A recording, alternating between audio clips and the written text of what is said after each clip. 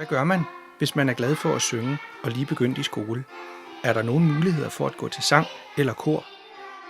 Nordvestjysk Pigekor startede i 2007 et spirekor for piger i 1. til 3. klasse, hvor sangglade piger kan komme til at synge sammen med andre piger og have det sjovt med hinanden. Spirekoret er et sted, hvor sang, rytmik og leg går op i en højere enhed, og hvor alle skal kunne være med og have det godt. I modsætning til korskolen og Nordvestjysk Pigekor er der til spirekoret ingen optagelsesprøve. Alle, der har lyst og kan lide at synge, kan være med.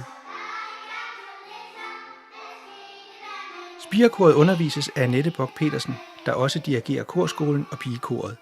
Hun siger om målsætningen for spirekoret. Jeg forsøger på at gribe den der, hvor de er, og bygge videre på den, så de får udviklet deres sangstemme, og bliver glade for at synge, og så de simpelthen finder værdien i at bruge stemmen til at synge med.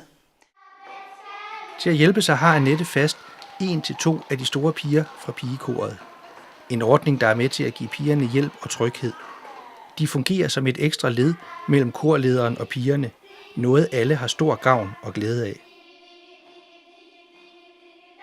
Har du fået lyst til at være med? Er du pige, glad for at synge og går i 1. til 3. klasse? Så kom og besøg os.